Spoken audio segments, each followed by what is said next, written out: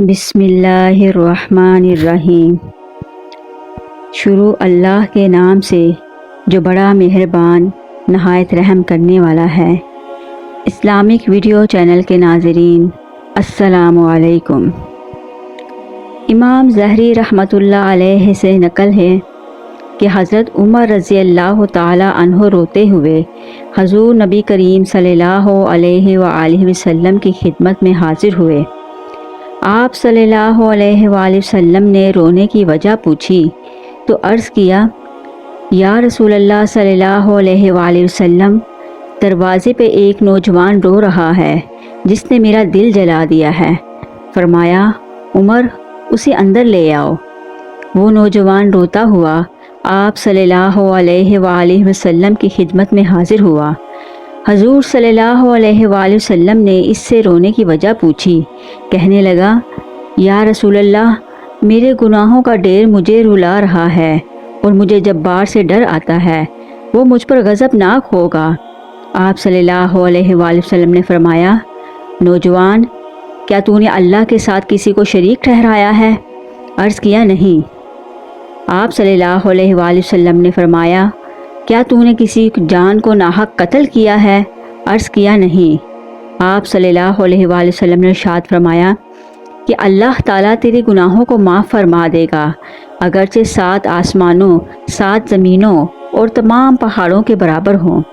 نوجوان بولا، حضور، میرے گناہ 7 آسمانوں، زمین اور پہاڑوں سے بھی بڑا ہے۔ آپ صلی اللہ علیہ وآلہ وسلم نے ارشاد فرمایا، تیرا گناہ بڑا ہے یا تیرا رب؟ کہنے لگا، میرا گناہ بڑا ہے۔ فرمایا، تیرا گناہ بڑا ہے یا اللہ؟ اس نے کہا، میرا گناہ بڑا ہے۔ پھر سے آپ نے ارشاد فرمایا، تیرا گناہ بڑا ہے یا تیرا اللہ؟ کہنے لگا، ہاں البتہ میرا اللہ اور اس کا رحم بہت بڑا ہے۔ پس آپ صلی اللہ علیہ وآلہ وسلم نے ارشاد فرمایا کہ گناہ عظیم کو خدائے عظیم ہی معاف فرمائے گا جو بہت ہی عفو درگزر کرنے والا ہے۔ پھر فرمایا، ذرا اپنا گناہ تو بتا۔ اس نے عرض کیا، یا رسول اللہ صلی اللہ علیہ وآلہ وسلم، مجھے آپ سے حیا آتی ہے۔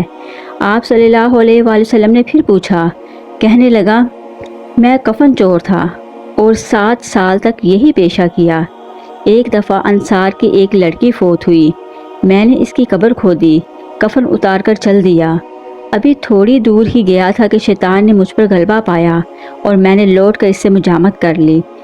ابھی میں قبر سے نکل کر تھوڑی ہی دور گیا تھا کہ کیا دیکھتا ہوں، وہ لڑکی کھڑی پکار کر کہہ رہی ہے، اے نوجوان، تجھے قیامت کے دن جزا و سزا دینے والے سے حیا نہیں آتی، جس وقت وہ اپنی کرسی فیصلے کے لیے رکھے گا اور ظالم سے مظلوم کا بدلہ دلوائے گا؟ تو مرنے والوں کے مجمع میں مجھے ننگا کر کے چل دیا ہے اور میرے اللہ کے روبرو مجھے بحالت جنابت حاضر ہونے پر مجبور کیا ہے۔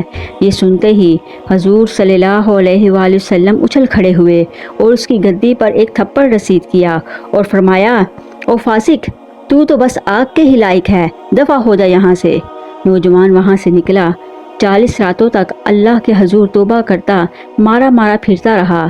40 راتوں کے بعد آسمان کی طرف سر اٹھا کر کہنے لگا، اے محمد صلی اللہ علیہ وآلہ وسلم کے خدا، آدم اور حوا کے معبود، اگر تجھے میری توبہ منظور ہے تو حضور صلی اللہ علیہ وآلہ وسلم اور آپ کے صحابہ کرام کو اس کی خبر دے دے، ورنہ پھر آگ بیچ کر مجھے جلا دے اور آخر کے عذاب سے مجھے نجات دے دے۔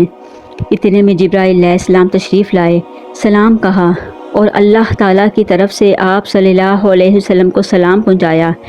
جبرائیل علیہ السلام نے کہا کہ اللہ تعالیٰ فرماتے ہیں، کیا مخلوق کو آپ نے پیدا کیا ہے؟ فرمایا، نہیں، مجھے اور تمام مخلوق کو اسی نے پیدا کیا ہے۔ جبرائیل علیہ السلام نے عرض کیا، وہ پوچھتا ہے، کیا آپ مخلوق کے رزق دیتے ہیں؟ فرمایا، نہیں، مجھے اور بلکہ تمام مخلوق کو اللہ تعالیٰ ہی رزق دیتا ہے۔ عرض کیا، اللہ تعالیٰ پوچھتا ہے، کیا بندوں کی توبہ آپ قبول فرماتے ہیں؟ فرمایا، نہیں، بلکہ میری بھی اور تمام بندوں کی بھی وہی قبول فرماتا ہے۔ پھر کہا، اللہ تعالیٰ فرماتے ہیں، میں نے اپنے بندے کی توبہ قبول کر لی ہے اور آپ بھی اس پر نگاہ شفقت فرمائیے۔ حضور صلی اللہ علیہ وآلہ وسلم نے اس نوجوان کو بلا کر اسے توبہ قبول ہونے کی بشارت سنائی۔ اس واقعے سے ہمیں یہ سبق ملتا ہے کہ عقل مند آدمی کو اس سے سبق لینا چاہیے اور جاننا چاہیے کہ زندہ کے ساتھ زنا کرنا مردے کے ساتھ زنا کرنے سے بھی زیادہ بڑا گناہ ہے۔ اس کی معافی کے لیے حقیقی اور سچی توبہ کرنی چاہیے۔ تو دیکھیے، جب سچی توبہ پیش کی تو اللہ تعالیٰ نے اسے معاف فرما دیا۔ اور یہ بھی ضروری ہے کہ جس حیثیت کا گناہ ہو توبہ بھی اسی درجے کی ہونی چاہیے۔ اللہ تعالیٰ ہم سب کا حامی و ناصر ہو، آمین۔ اگر آپ کو ہماری یہ ویڈیو اچھی لگے تو پلیز سبسکرائب کریں، لائک کریں اور زیادہ سے زیادہ شیئر کریں۔